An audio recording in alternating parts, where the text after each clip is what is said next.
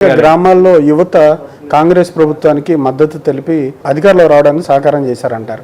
మరి యువత పరిస్థితి ఏంటి? ఉద్యోగాలు కావచ్చు, ఏమైనా ఉన్నాయా? నిజంగా వాస్తవంగా మీరు అనే దాంట్లో యువత ఏదో ఆశతోటి రేవంత్ రెడ్డిని నమ్మి, కాంగ్రెస్ పార్టీని నమ్మి నిరుద్యోగులు బాగా కాంగ్రెస్ వైపు నడిచారు. ఏదో ఆశతోటి మా జీవితంలో ఏదో మార్పు వస్తుంది. కానీ వాళ్ళ తేటతెల్లమైంది ఈ రేవంత్ రెడ్డి తోటి ఏది కాదు, మళ్ళా కేసీఆర్ గారు రావాలని చెప్పి ప్రతి యువత కూడా కోరుకుంటాం. అంటే నియామకాలు ఏమి జరగట్లేదా?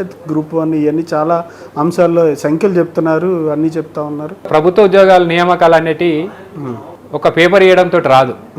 దానికి కావాల్సిన ప్రాసెస్ ఉంది, ఎగ్జామ్స్ ఉన్నాయి, ఇంటర్వ్యూస్ ఉన్నాయి. అవన్నీ కండక్ట్ చేసింది గతంలో బీఆర్ఎస్ ప్రభుత్వం కేసీఆర్ గారు ముఖ్యమంత్రి గారు ఉన్నప్పుడు జరిగినట్టు వ్యవస్థ అది. కోర్టులలో కేసులు రావడంతో అప్పుడు ఆపడం జరిగింది. అవి ఇప్పుడు వచ్చి పేపర్లు ఇచ్చి నేను ఉద్యోగాలు ఇచ్చిన ప్రజలు వాళ్ళకి చదువుకున్న వాళ్ళకి తెలియదా? వాళ్ళకి తెలుస్తూ ఉంది కదా.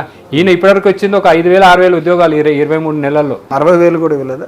60,000 ప్యూర్గా కేసీఆర్ గారి ప్రభుత్వంలో ఎగ్జామ్స్, ఇంటర్వ్యూస్ అన్నీ జరిగినాయి. ఖాళీ నియామక పత్రాలు ఇచ్చేటప్పుడు కోర్టు కేసులు పెండింగ్ పెట్టడం